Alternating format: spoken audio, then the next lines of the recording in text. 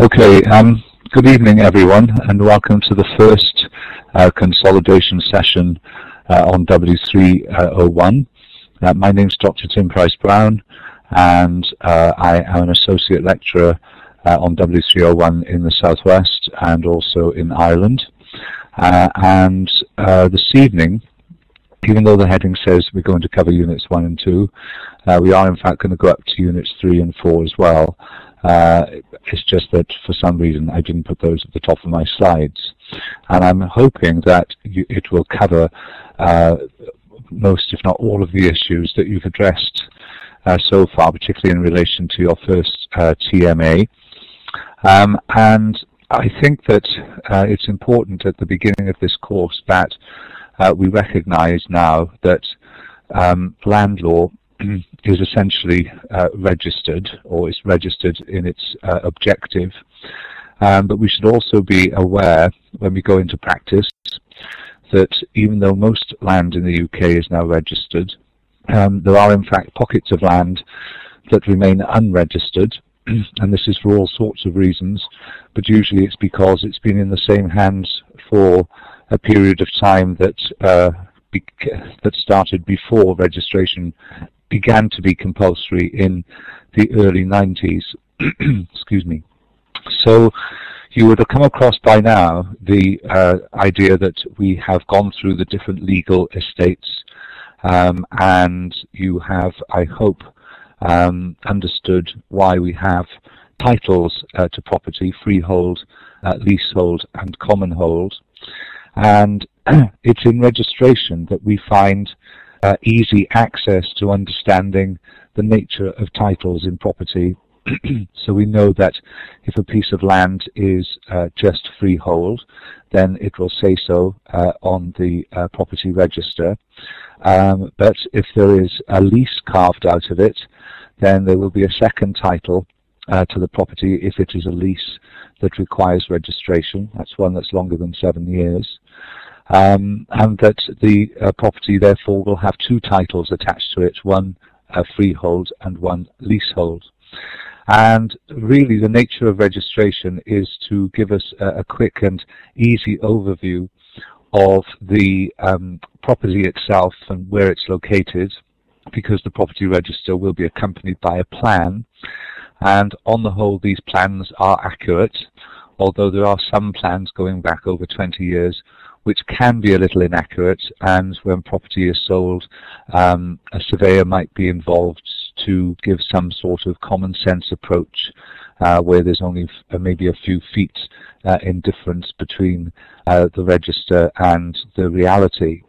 But make no doubt about it, the register speaks with the final voice, and ideally the register should be followed. Doesn't always happen in practice, but usually it does. The register then goes on to give us the owner's name of the property, and that's on the proprietorship register. And what's also important about that proprietorship register is that if it's more than one owner, we have to ask whether or not, as co-owners, there are any further restrictions on that co-ownership. And if you see the word restriction on the proprietorship register, then it indicates that the owners own the equity of the property, that's the monetary value of the property, as tenants in common, which means they own monetary shares of the property which they can divest singly, they can divest by themselves. Or if there's no restriction on the proprietary register, then they will probably be joint tenants in equity, which means that they both own the whole, and if one of the co-owners dies, then the other person would obtain that equity regardless of any will that the deceased co-owner had written. So the proprietorship register is very important on telling us not just who owns the property legally, but also how they own the property equitably. And then finally, of course, the charges register, which really can have a huge mixture of things on it, ranging from mortgages to easements, covenants, leases, and also minor interests as well, which we'll see a bit later on might be of use. But right from the beginning of registration in the latter part of the 19th century, it became clear quite quickly that the register wouldn't necessarily cover every situation that the history of that particular piece of land may throw up.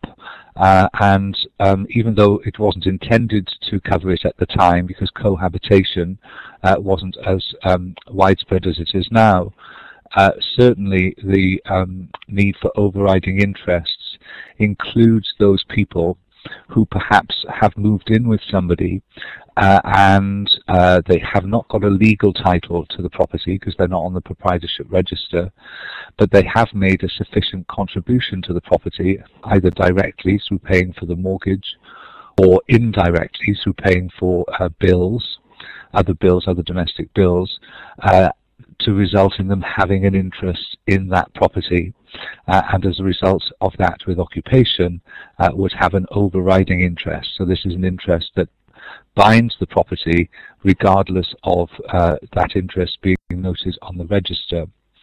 And in 2002, when we had another Land Registration Act, those overriding interests were reduced, and we now have very important Schedule 3, paragraphs 1, 2 and 3. But please note, if you're ever looking at old case law, by that I mean prior to 2002, the corresponding sections of the previous Land Registration Act are Section 70, 1A to F, and importantly Section 71G, which now corresponds to Schedule 3, paragraph 2. Now, when you're going through a problem which relates to registration and any potential overriding interests, I can't overstate the importance of the first two sections that I've put at the bottom of page 1 there, Section 52 and Section 53 of the Law of Property Act. Forget them at your peril, because they really sum up the formalities that are required for transferring either legal or equitable ownership in land. And even though both the sections result in a deed being required, Section 52 pertains to the legal estate of any transfers. That's freehold, easements, covenants, anything which involves the setting up of a legal interest in land is Section 52. And correspondingly in Section 53, any transfers of equitable interests. Now, it's often the case in the past that when students identify that there's a particular interest and it's being transferred, they tend to remember Section 52 because that's transferring the legal estate, and I think most of us have probably done that at some point in our lives if we've sold property. But what if you own property and you want to divest some of the equity in it to maybe a friend or relative? Well, there you'd require Section 53 1C, which, sorry, 1C, yes, 1C to transfer. And so it's really making sure that you've started as a starting point. You know why an interest is legal, and the answer is because it's been correctly formulated, and this need for formality is just illustrated in those two sections. So you can't go too far wrong if you're trying to determine why a particular interest is legal. So when we're going through a problem question, I've got this little formula up next. We need to distinguish legal and equitable estates. By that what I mean is, by estates I mean interests in land. Generally, so we need to see if they have been correctly created by deed, and then we need to look at whether or not, if they have been created by deed and therefore they are legal, should they have been registered, and if the answer is yes and they haven't been registered, does that translate them to being an equitable interest? Possibly. And then finally, if they are a legal interest but they have not been registered, okay, they're not equitable, can they be an overriding interest instead? So I think that that's the sort of bit-by-bit approach I would take, particularly in answering, I'm thinking now, the TMAO one, which I know you will have submitted today. So different types of overriding interest. I'm going to start with the legal lease first of all, because I think sometimes it's a good idea to explain why the Law Commission decided to have overriding interest in the first place. And I think that part of the reason was that they recognized that there had to be a balance in law between making sure the purchaser had a document that could be easily referenced, while at the same time embracing the fact that there may be occupiers in a property. And that's why today I would still strongly urge that regardless of what is said in the register, that if you're going to buy a property, you would at least go and view it first of all to see if any other types of interest that might be overriding interest actually exist. So dealing with a legal lease, this is a lease that is created by deed. There is a case, I've not put it down here, but you may want to. I'm going to type it down at the bottom because you will come across it later. And the case is Walsh and Lonsdale. You may have looked at it in W100. It's all about an equitable lease. Now with a legal lease, it's got to go through a two-part process, rather like buying or selling a freehold. So it's got to have a contractual stage, and it's also got to have a completion stage where there's a deed involved. And if both of those parts have not been followed, then the chances are it will be an equitable lease. And often equitable leases are leases which are simply just a contract, but there's no deed. There are also leases that can be legal that don't require either, but they're very rare, and I certainly wouldn't advise them, but they're still to be found at Section 54 of the Law of Property Act, and they are oral leases that are less than 3 years in duration, but I certainly wouldn't rely on one if I was moving into a property. So why do they have to be registered? Well, prior to 2002, the leases only had to be registered if they were over 21 years in length, or a rump end of a 21-year plus lease. But they were reduced, the length of time was reduced in 2002 to 7 years. And perhaps it's because they felt that if a purchaser hadn't done all the correct inquiries, then 7 years would be what, too long for him to be bound, because he would have to wait until after that 7-year period. You know, some people might think, well, that's still too long. Surely if a lease is 3 or 4 years, they should make the effort to register it. Of course, you can still register a lease that's less than 7 years as a minor interest. There's nothing to stop you doing that.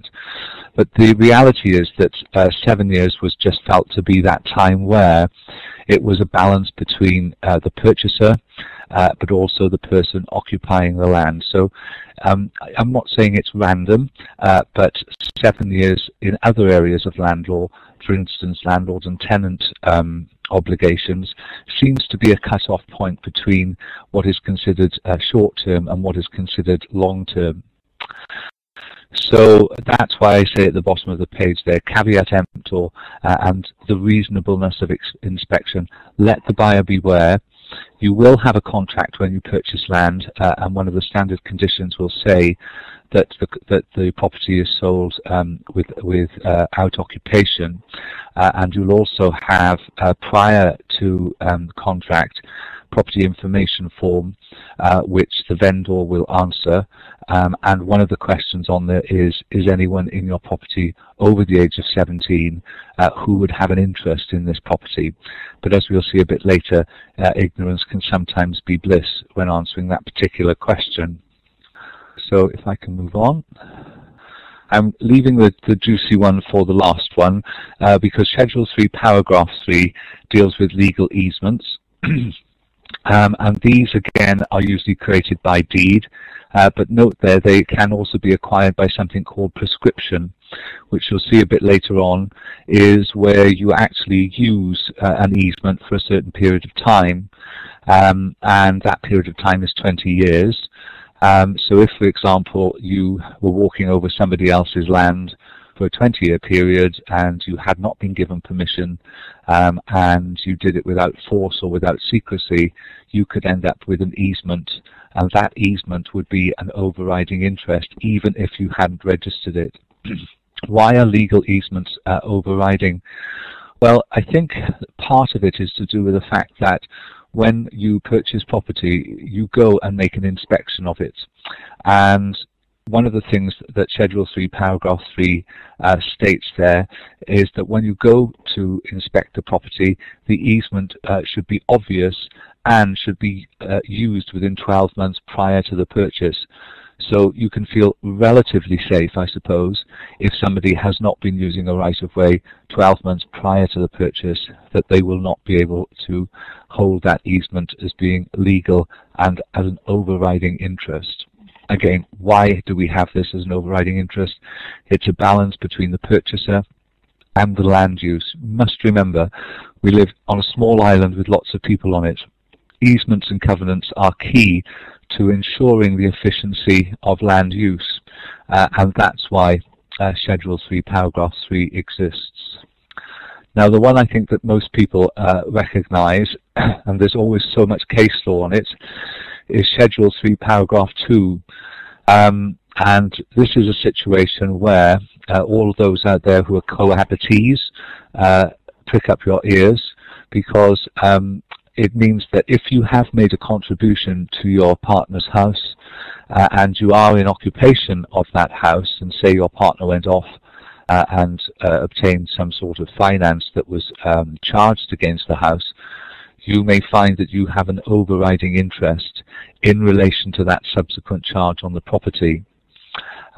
Why is it there? Again, to protect somebody who has maybe made a contribution. Interestingly enough, it was spouses originally, but now it's more cohabitees for the reason halfway down the page, which I'll discuss in a minute. So you have to be in occupation and you have to have made a contribution. Now, I'm not wishing to get ahead of myself, but you will be coming across two concepts later in the course which relate to implied trusts. And you can have an implied trust created in your favour by your actions if you have made a direct financial contribution to your partner's property from the time it was purchased. And this type of implied trust is known as the resulting trust. It requires a specific intention between the two parties, and it also requires a direct contribution to the purchase of the property. That's either an initial deposit or the mortgage from the start. Now, for that reason, the criteria is quite strict, and resulting trusts aren't perhaps as popular as they once were, but they still exist and they still work very well. The other type of trust, which is much more popular these days, is called the constructive trust. And this is where you have made a direct contribution, this time to the property, but it's non-financial. So that would cover things like refurbishment. It also covers indirect contributions as well to the property, and this could cover domestic bills. But case law on it has been quite inconsistent. It's also quite vast as well. And we can sort of glean, I suppose, from all the case law that if you're making an indirect contribution and claiming a constructive trust, then you would have to show that that contribution is substantial. And that, of course, is a question of fact. Now, the two cases which I think are very relevant when discussing Schedule 3, Paragraph 2 are Williams and Glyn's Bank and Bowland and the City of London Building Society in Flegg. And it's the reason those cases, I think, provoke so much feedback is because perhaps the first case we aren't as sympathetic to the defendants as we are to the defendants in Flegg. However, the defendants win in the Bowland case and the defendants lose in Flegg. Such is life. But in the Bowland case, Williams and Glyn's Bank, of course, had inquired whether or not there was anyone else in the property with an interest in it, and the answer was no, and the answer should have been yes. Now, this case went up to the House of Lords, and they ruled in favour of Mr. Boland and said that his wife indeed had an equitable interest because of the contribution she'd made to the property and was in occupation. So she had an overriding interest, which meant that Williams and Glynn's Bank could not enforce the security against the loan. Now, the courts were critical of Williams and Glynn's Bank because they said that as a bank, and banks make a huge profit out of mortgages over a 25-year period, they should have at least made inquiry by turning up to the house uninvited to see whether or not anyone else was there. So they had the resources to do something more about protecting their interests than in fact they did. Contrast that to City of London Building Society and Flegg. Here, of course, Mr. and Mrs. Flegg Sr. sell their home and make a substantial contribution to their daughter and son-in-law's house and go and live with them. The son and daughter-in-law, the daughter and son-in-law then take out a mortgage, and the mortgage is reneged, and the City of London Building Society want the house. Can the Fleggs, like Mrs. Boland, claim an overriding interest under Schedule 3, Paragraph 2? They've made a contribution, so they have an equitable interest. They're also in occupation. This time, however, City of London had followed the correct procedure at the bottom of the page there of overreaching. Now, I must make this quite clear. So many students get this wrong. Only 4 people, excuse me, my telephone has just decided to ring. Only 4 people, it's only 4 people that can hold a legal estate. That's the maximum of people that can own a legal estate. To overreach, the money has to be paid to all of them, being of at least 2 in number. It is not right to define overreaching, and it so often happens, as paying the money to 2 trustees. It's all the trustees being of at least 2 in number. So if there are 2 of them, yes, pay it to 2. But if there's 3, pay it to 3. If there are 4, pay it to 4. Only then will you overreach. And of course, that's what the City of London Building Society had done. So the Flegg still had an overriding interest, but it only overrode the register. It didn't override the City of London Building Society's charge because they had overreached it at the point when the money was lent. So 2 cases which I think should clarify the nature of the overriding interest and how you acquire it, but also the vulnerability of the person with the overriding interest in as much that it can be overreached. And lots of people have said, well, is there anything that the Fleggs could have done to have protected their interest? And the answer really is no. Overreaching really does overreach everything. But what they could do as a means of trying to show that somebody else had an interest in the property would be to put a minor interest on the charges register. Although you might argue all that would do would be to put any bank or building society on alert that someone else has got a minor interest in the property. If you're a spouse, however, and only in your position as spouse, you don't get an overriding interest. Under the Family Law Act, if you're a spouse and you're looking to have a spousal interest, it used to be called a Class F land charge. It's now to be registered as a notice on the charges register. And the reason why that's different to somebody who is a cohabitee that has made a contribution is that the law feels that if you've made the legal commitment of marriage or civil partnership, then you should be in a position to ensure that your spouse will grant you that honour of having a spousal interest on the property. I can say, though, in practice, so few people do this. But it's there as an option, and if you are married, class this evening, you might go, and you're not the legal owner, you might go home and ask for a Christmas present to be registered as a spousal interest on the property register, on the charges register. Now, the thing about paragraph 2 is that we need an occupation, and in Lloyds Bank and Rossett, the courts made it quite clear that there has to be some degree of continuity and permanency. And what happened there, of course, was that Mrs. Rossett was only in occupation a few hours prior to the completion. but it's still the reason why building societies absolutely loathe people to go into a property, even if it's just a few hours before completion, which is why sometimes you can be stuck outside in the removal van. So there has to be some degree of permanency or continuity. But also note Mallory Enterprise and Cheshire Homes. It doesn't mean that you necessarily have to be in the property. You'll be pleased to know this was actually wasteland that was prime for development, and occupation there was defined sufficiently by building a fence. And fencing is one of the great ways in which you can acquire property in a surreptitious way in the United Kingdom. There is a concept called adverse possession, which you would perhaps have come across. It's known as possessory title. Freehold title, leasehold title, possessory title. Perfectly fine to buy property with possessory title. All it means is that the person has acquired it through possession, adverse possession. And one of the mechanisms for showing adverse possession, the best one in fact, is to fence off a piece of land, because it shows that you are in occupation of it, even though you aren't dwelling on it. And such was the case in Mallory Enterprise and Cheshire Homes. So we have quite a degree of flexibility over this concept of occupation. However, the courts like this idea that there has to be some permanency, some continuity, not just having moved in a couple of hours prior to completion, because that really would deter, I think, a lot of building societies from lending money. So for policy reasons, we couldn't allow Rossett to stand. So what can we say about overriding interests?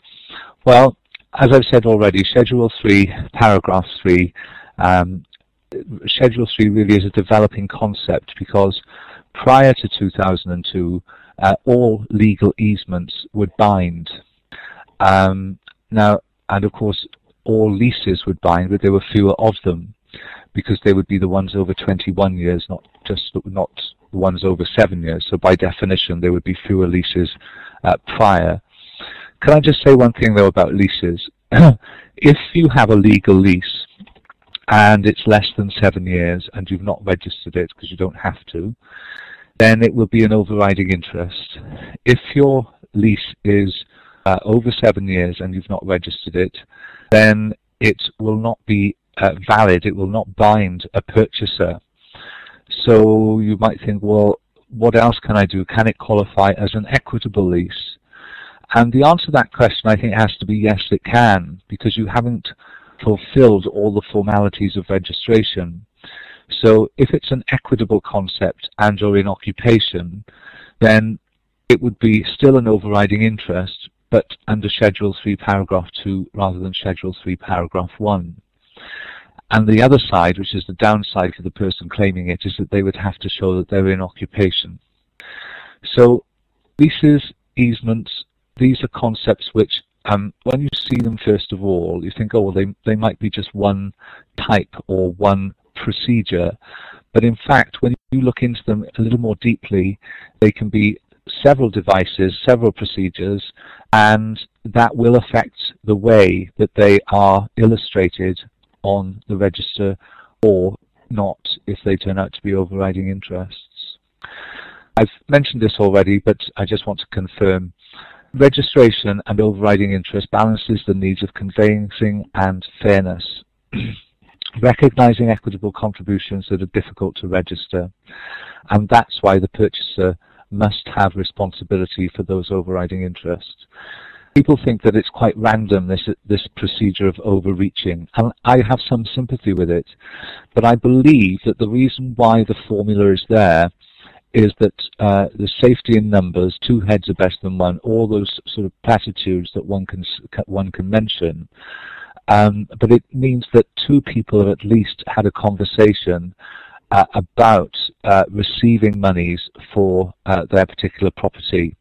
And it's hoped that if somebody, for instance, a child or somebody who is not able to own the legal estate of property, but nevertheless is the beneficial owner of that property, at least it would afford them the best possible protection.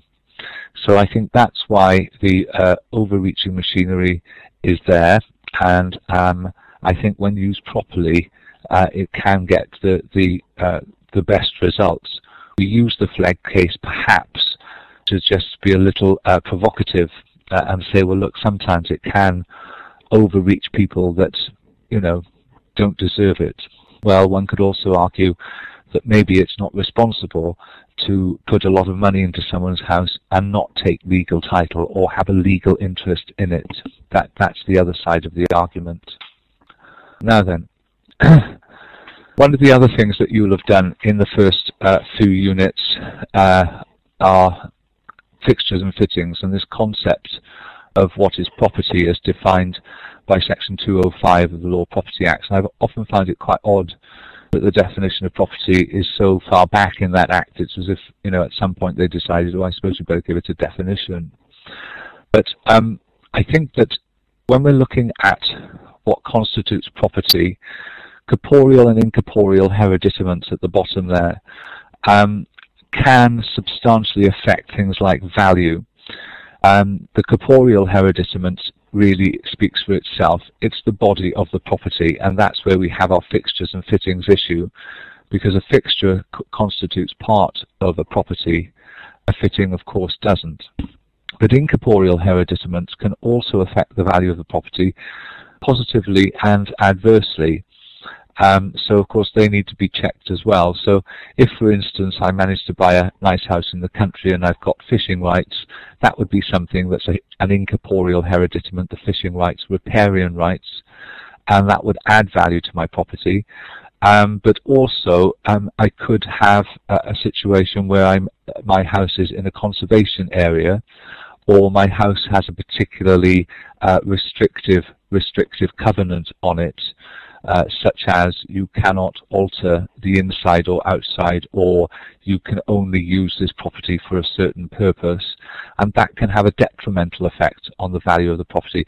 So all of those incorporeal hereditaments, of course, have to be researched, because they will form part of the property as a concept. And even though you can get rid of some of the older restrictive covenants on properties, they take time, and sometimes they take money as well.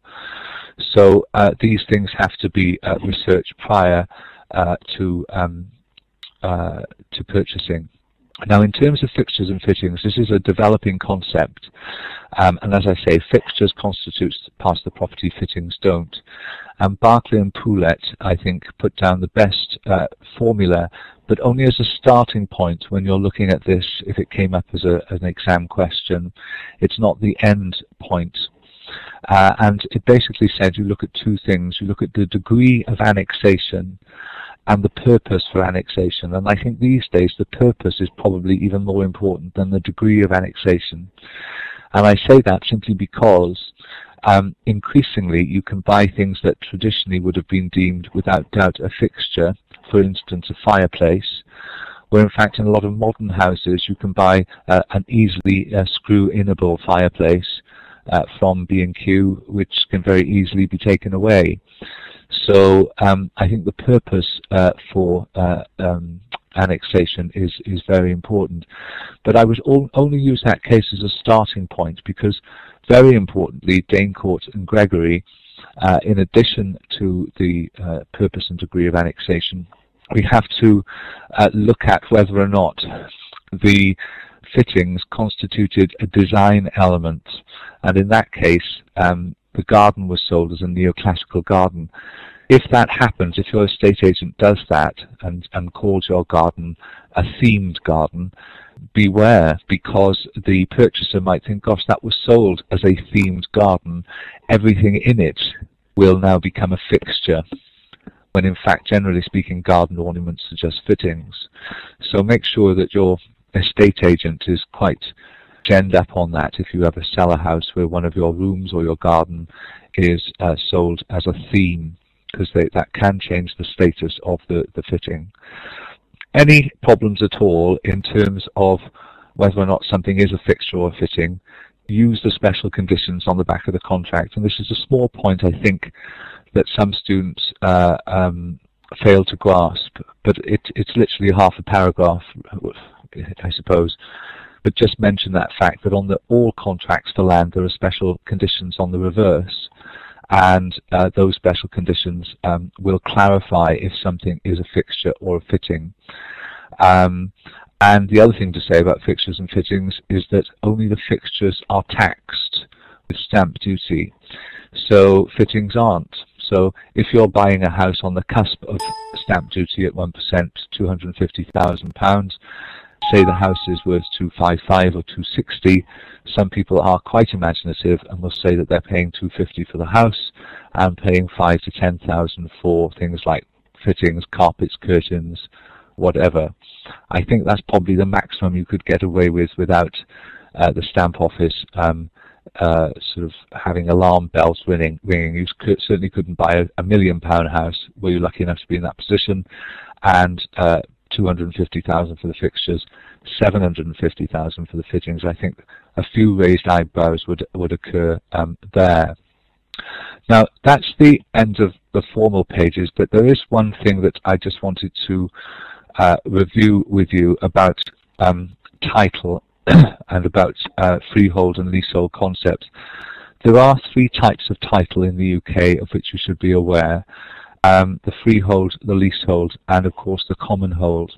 I don't think common hold will come up very often because there are only about 40 or so of them in the country. They were an experiment, I think, that perhaps went a bit wrong. The other thing I think I want you to remember is that when we talk about legal estate and equitable estate, I know it's tempting because law seems to take priority, but in fact you should know by now from W100 that if equity and law are in conflict, equity prevails.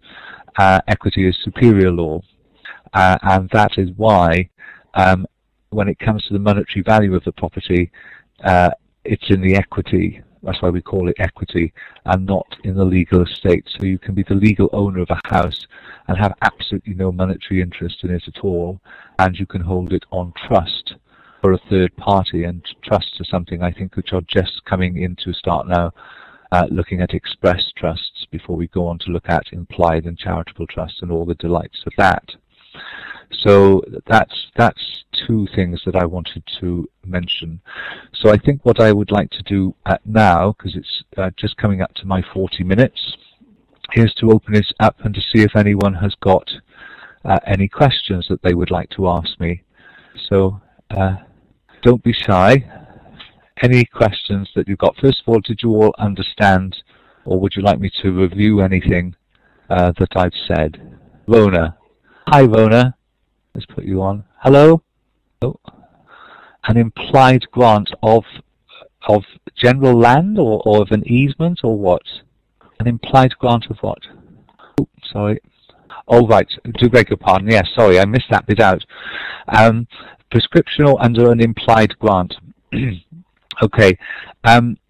When a legal easement or all legal concepts are created expressly, prescription is acquired, and when we come on to look at prescription, it can be acquired in 3 ways, either through common law, or through the Prescription Act of 1832, or under the doctrine of what we call lost modern grant. So when implied grant simply means that there has been a reason, either under prescription, or there is another one which is necessity, that this land requires this easement in order to function. So for instance, say your land was landlocked, then there would be an implied grant of an easement across your neighbour's land in order to ensure that your land could be utilised.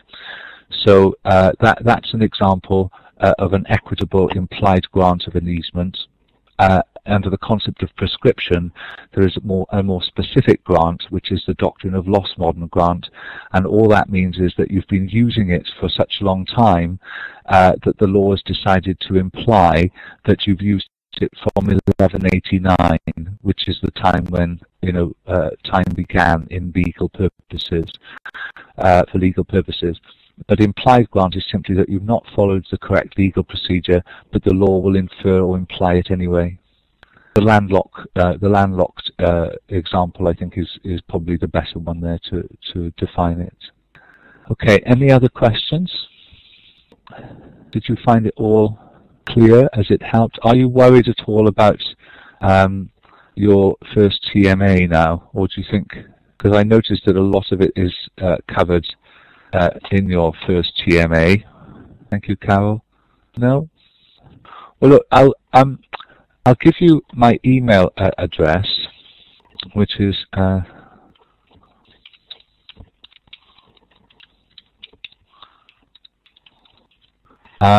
there it is.